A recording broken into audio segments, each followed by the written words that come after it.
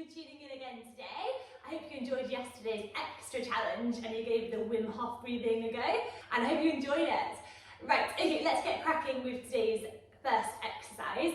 So we're going to start with cat and cow. We're going to start with how we normally do it, then we're going to change it up a little bit. So if we start in our tabletop pose, we have our knees below our hips, our hands below our shoulders, and then we just take a little second to make sure our core's engaged, nice and flat through our back and through sucking our belly button back towards our spine.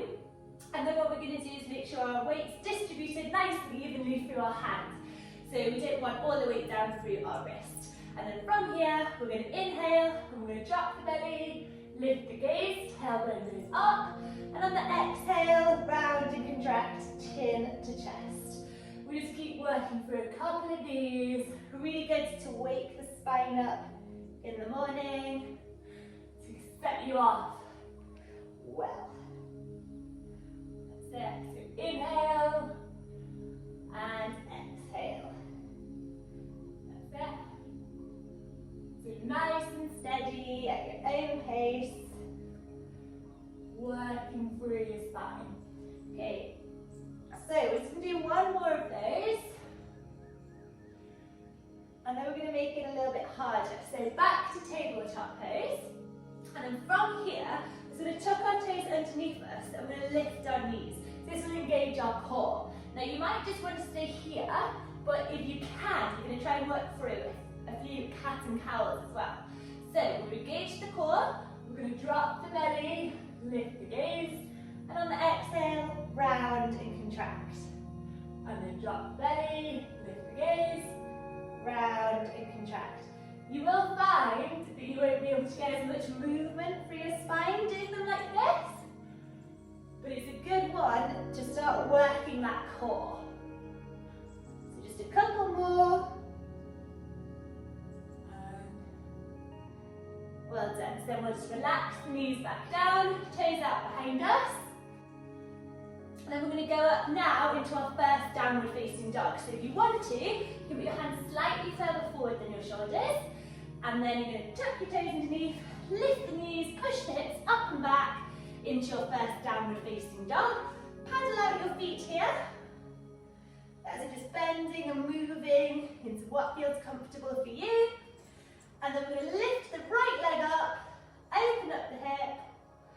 And then we're going to bring it forward, knee to chest. And then we're going to lift it up and back, nice and flat. Bring it forward, knee to chest.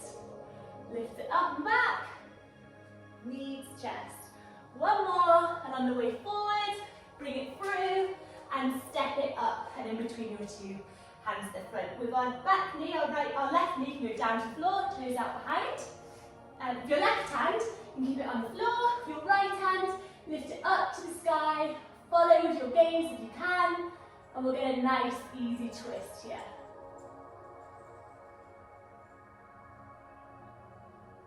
So keep your breathing, keep your gaze steady.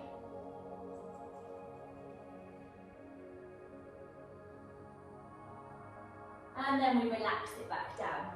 Okay, so let's go back into our downward facing dog. So step your right foot back, paddle out your feet a little, and we're going to do the same sequence on the other side. So we're going to lift our left leg up this time, open up your hip, and then we'll do a few knee to chest. That's it, and then extend that left leg. Then knee to chest, and extend the left leg. Knee to chest, extend the left leg.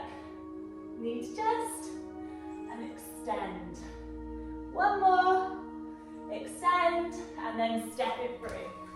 That's it. Let your right knee drop to the ground, toes out behind you.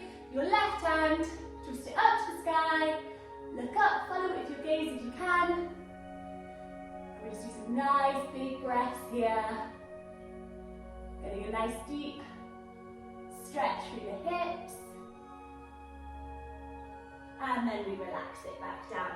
So from here, step your left foot back, so your knees are again below your hips, your hands are below your shoulders. And then from here, we're just going to walk our fingertips out in front of us, keeping our knees above our hips. Our knees below our hips. And then our forehead drop to the ground for a puppy stretch.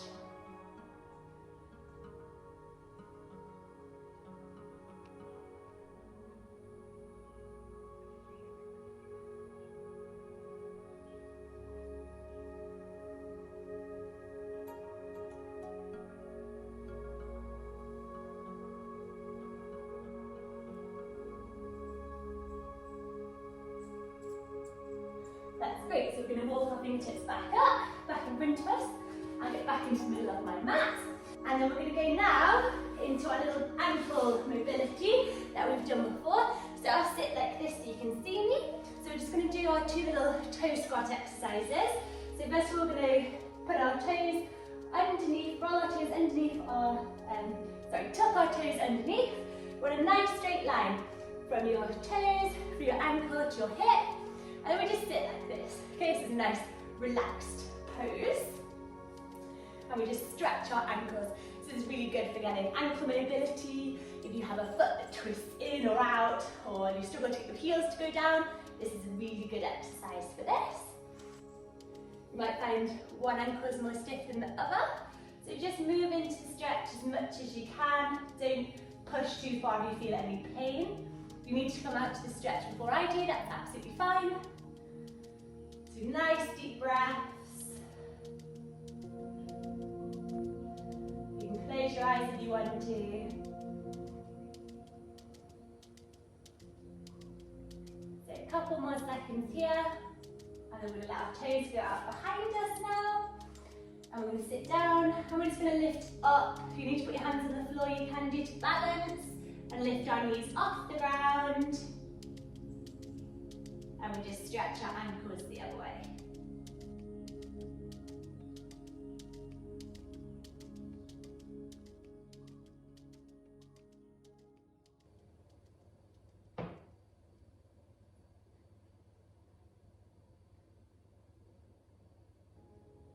Well done.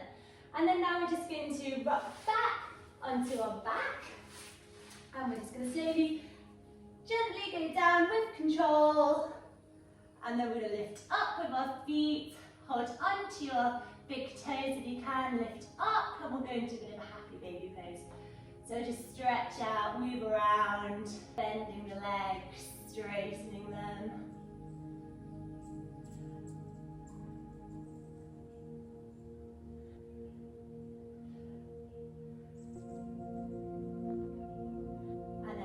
Sit up, cross at the ankles, back up, let your legs go out behind you. We're doing a forearm knee crunch now, so we go down onto our forearms, so elbows down to the ground, hands out in front of you. A good way of getting the correct distance is holding your hands around your elbows. Okay, we don't want them any wider than our shoulders. Hands out in front of us, you can hold on, interlace your fingers. We're going to go back. You can let your legs go onto the floor to start with, as I described the pose, when you get your arms correct. And then what we're going to do is here, we can either do a plank on our forearm, so that's the first variation. So nice, engaged, tight through your core, and you just hold the plank. If you need to rest, you rest. And if you want to make this a bit harder, we're going to bring the plank a little bit higher, bring our left knee towards our left arm, and then back. And right knee to right arm, and back. And then we just keep working through this at your own pace. So get started. If you want to just hold your plank, that's fine. So working on a bit of hip mobility.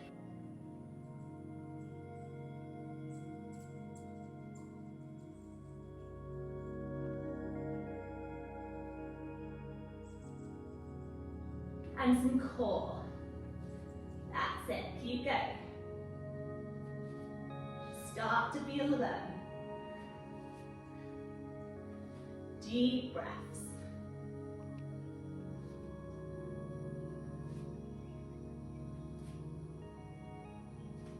One more. And relax down. And then from here, fingertips up. From here, hands onto the mat. Lift up, and we'll have a bit of a back stretch. Stretch out those abs.